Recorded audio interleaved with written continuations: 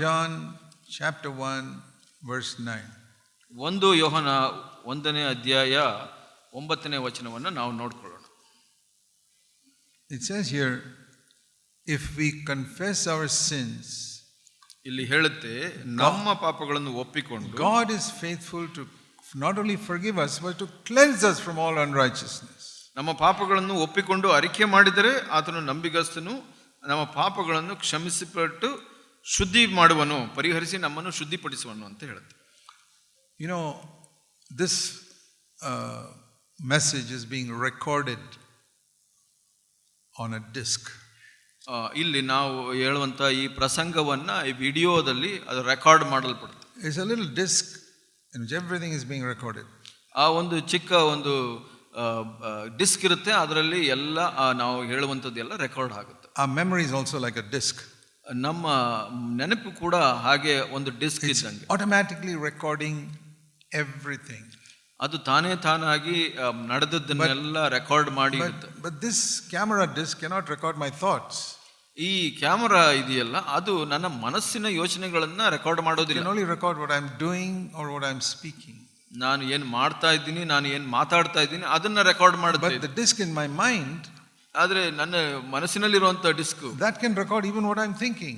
ನಾನು ಏನು ಯೋಚನೆ ಮಾಡ್ತಾ ಇದ್ದೀನಿ ಅದನ್ನು ಕೂಡ ರೆಕಾರ್ಡ್ ಮಾಡುತ್ತೆ. If I've got a wrong attitude towards somebody, that's also recorded. ಯಾರ ಮೇಲೂ ನನಗೆ ಕೆಟ್ಟ ಮನೋಭಾವ ಇತ್ತು ಅದನ್ನು ಕೂಡ ರೆಕಾರ್ಡ್ And ಮಾಡುತ್ತೆ. that will come on the screen in the last day when Christ comes. ಕ್ರಿಸ್ತನು ಬಂದಾಗ ಕಡೆ ದಿವಸ ಪರದೆ ಮೇಲೆ ಅದು ತೋರಿಸಲ್ಪಡುತ್ತೆ. But there's a wonderful thing about this disc. ಈ ಒಂದು ಡಿಸ್ಕಿನ ಬಗ್ಗೆ ಒಂದು ವಿಶೇಷ ಇದೆ. You can go in there and erase some things. ಅಲ್ಲಿ ಹೋಗಿ ಅದನ್ನ ತೆಗೆದು ಕೆಲವನ್ನ ಅಳಿಸಬಹುದು. For example, if there was some disturbance here and all that, that we don't want that in the message, so we rub it out. So ಇಲ್ಲಿ ನಾವು ಯಾವುದೋ ಒಂದು record ಮಾಡ್ತಾ ಇದ್ದೋ, ಯಾವುದೋ ಒಂದು ಅಡೆತಡೆ ಆಯಿತು, ಅದನ್ನ ಕಡೆಗೆ ಹೋಗಿ ಅದನ್ನ ತೆಗಿಬಹುದು. So then the whole recording will be clean without any disturbance. ಅಲ್ಲಿ ಯಾವುದೇ ಒಂದು ಅಡೆತಡೆ ಇರೋದನ್ನ ಬಿಟ್ಟು ಸರಿಯಾಗಿ ತೋರಿಸಲ್ಪಡುತ್ತೆ. In all recordings we try to keep it clean right through. ನಾವು ಎಲ್ಲ ರೆಕಾರ್ಡಿಂಗ್ ನಲ್ಲಿ ಸರಿಯಾಗಿ ಇಡಲಿಕ್ಕೆ ಪ್ರಯತ್ನ ಮಾಡ್ತೀವಿ. This disc in our mind also, ಈ ಒಂದು ಮನಸ್ಸಿನಲ್ಲಿರೋ ಡಿಸ್ಕ್ ಅಲ್ಲಿ ಕೂಡ some parts can be erased. ಕೆಲವು ವಿಷಯಗಳನ್ನ ಅಳಿಸಬಹುದು. That is the good news of the gospel. ಅದೇ ಈ ಒಂದು ಸುವಾರ್ತೆಯಲ್ಲಿರುವಂತ ಒಳ್ಳೆಯ ಸುದ್ದಿ. Isn't that good news? ಇದು ಒಳ್ಳೆ ಸುದ್ದಿ ಅಲ್ವಾ? Because every one of us has done something or the other bad in our life. ಯಾಕೆ ಅಂದ್ರೆ ಇಲ್ಲಿ ಇರುವಂತ ಪ್ರತಿಯೊಬ್ಬರು ನಮ್ಮ ಜೀವಿತದಲ್ಲಿ ಒಂದಲ್ಲ ಒಂದು ತಪ್ಪನ್ನ ಮಾಡಿರ್ತಾರೆ. The Bible says all have sinned. There's not even one righteous person on the earth. ದೇವರ ವಾಕ್ಯ ಹೇಳುತ್ತೆ ಎಲ್ಲರೂ ಪಾಪವನ್ನು ಮಾಡಿದರೆ ಲೋಕದಲ್ಲಿ ಎಲ್ಲರೂ ನೀತಿವಂತರಿಲ್ಲ. See Romans in chapter 3. ರೋಮ 3ರಲ್ಲಿ ಹೇಳುತ್ತೆ ಹಾಗೆ. Romans 3 and verse, let's read from verse 10. 10ನೇ ವಚನದಲ್ಲಿ ನಾವು ಓದ್ಕೊಳ್ಳೋಣ. There is no one righteous, not even one. ನೀತಿವಂತನೂ ಇಲ್ಲ, ಒಬ್ಬನಾದರೂ ಇಲ್ಲ. All of us who are sitting here, ಇಲ್ಲಿ ಎಲ್ಲ ಕುಳಿತಿರೋರೆಲ್ಲ, including me, ನನ್ನನ್ನು ಸೇರಿಸಿ, none of us are righteous. ನಾವು ಯಾರೂ ನೀತಿವಂತರಲ್ಲ. We have all done bad things. ನಾವು ಎಲ್ಲ ಕೆಟ್ಟ ಕಾರ್ಯಗಳನ್ನು ಮಾಡಿದ್ದೇವೆ. We have spoken bad things. ನಾವು ಮಾತಾಡಿದ್ದೀವಿ ಕೆಟ್ಟ ಕಾರ್ಯಗಳನ್ನು. We have thought bad things. ಕೆಟ್ಟದ್ದನ್ನು ಯೋಚಿಸಿದ್ದೀವಿ. We have had bad attitudes towards people. ಜನರ ವಿರುದ್ಧವಾಗಿ ಕೆಟ್ಟ ಮನೋಭಾವಗಳನ್ನು ಇಟ್ಕೊಂಡಿದ್ದೀವಿ. We have cheated maybe in examinations. ಒಂದು ಪರೀಕ್ಷೆಯಲ್ಲಿ ನಾವು ಮೋಸ ಮಾಡಿರಬಹುದು. Maybe we took somebody's money sometimes. ಕೆಲವು ಸಲ ಇನ್ನೊಬ್ಬರ ಹಣ ತೆಗೆದುಕೊಂಡಿರಬಹುದು. So many things. ಬಹಳಷ್ಟು ವಿಷಯ. We don't want everybody to know that. ಅದು ಯಾರಿಗೂ ಗೊತ್ತಾಗಬಾರದು ಅಂತ ಬಯಸ್ತೀವಿ ನಾವು. Because that's very shameful.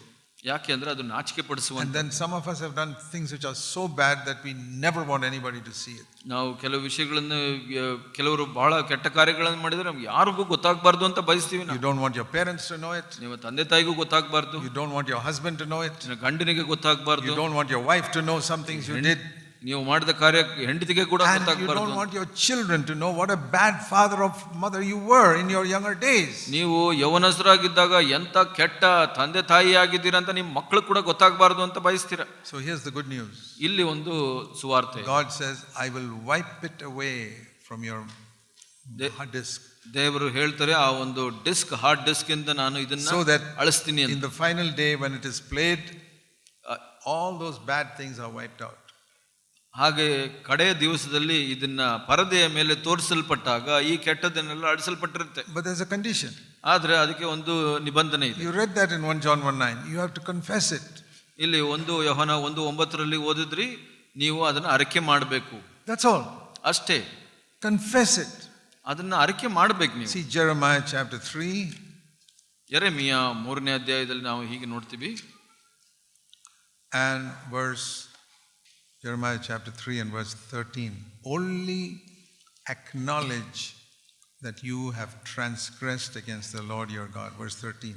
3ನೇ ಅಧ್ಯಾಯ 13ನೇ ವಚನ ಕಡೆಯ ಭಾಗದಲ್ಲಿ ಹೀಗೆ ಹೇಳುತ್ತೆ, ನನಗೆ ದ್ರೋಹ ಮಾಡಿದ್ದಿ ಎಂಬುದಕ್ಕೆ ಒಪ್ಪಿಕೋ ಅಂತ ಹೇಳುತ್ತೆ. That's all. ಅಷ್ಟೇ.